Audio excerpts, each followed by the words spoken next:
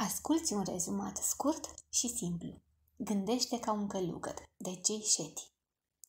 Nu ne place să rămânem singuri cu gândurile noastre și poate prea des manifestăm valori comune. Lăcomia, dorința, furia, orgoliul, iluzia și invidia. Și prea puțin manifestăm valori și calități nobile, cum sunt curajul, curățenia minții, recunoștința, generozitatea, simplitatea și sinceritatea. În contextul în care suntem înconjurați permanent de stimuli, cum creăm zilnic spațiul necesar pentru a sta cu noi? Fie că ne alegem un moment din zi în care ne gândim cum ne-a mers ziua și ce am simțit, fie că facem o schimbare în rutina zilnică sau alegem să ne implicăm în activități care contează pentru noi, e important să găsim momente din zi când să ne analizăm viața și să încercăm să gândim ca un călugăr. Țelul gândirii unui călugăr este o viață lipsită de egoism, de invidie, pofte, neliniști, furie, amărăciune și de trecutul care ne trage înapoi. Dacă și tu îți dorești o astfel de viață, uite care sunt pașii prin care poți ajunge să gândești ca un călugăr. Învață să renunți, să te eliberezi de influențele exterioare și de obstacolele lăuntrice.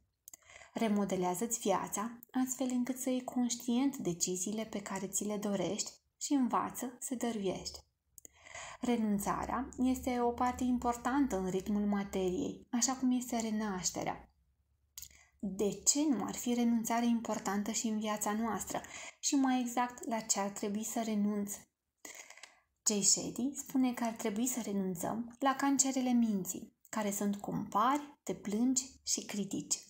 Nu trebuie să ne îndreptăm atenția către ce fac sau ce nu fac ceilalți, ci să ne concentrăm pe ce facem sau pe ce nu reușim să facem noi. Dacă suntem înconjurați de bârfe, conflicte și negativitate, începem să percepem lumea negativ. De aceea, e important să păstrăm alături de noi doar acele persoane care corespund cu valorile noastre. Ce putem să facem în plus este să ne asumăm responsabilitatea pentru negativitatea pe care o eliberăm noi în lume și când spunem ceva rău despre o persoană, să ne gândim la cel puțin 10 lucruri bune despre persoana respectivă.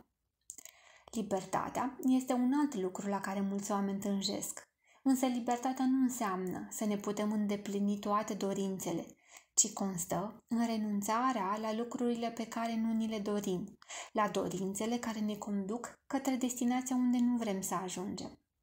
Un instrument pe care îl folosesc călugării pentru a obține libertatea este iertarea.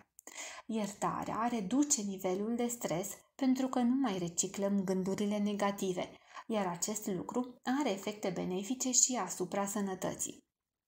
Cartea este plină de exerciții practice pe care le putem face pentru a ajunge la mintea de călugăr. Cu ce am rămas în urma lecturii este faptul că un călugăr nu vine la mănăstire să dobândească ceva pentru sine. Deși tendința e să ne gândim că își dorește pace, siguranță, liniște, nu, el vine să ofere.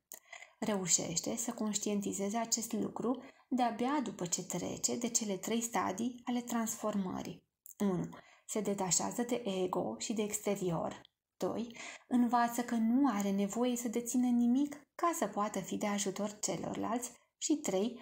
Caută un nivel mai înalt al ajutorării celorlalți. Gândește și tu ca un călugăr și plantează copaci la umbra cărora nu plănuiești să stai. Dacă ai rămas măcar cu un lucru acționabil din acest rezumat, m-aș bucura să-l dai mai departe către un prieten. Abonează-te la acest canal pentru a asculta și alte rezumate. Îți mulțumesc!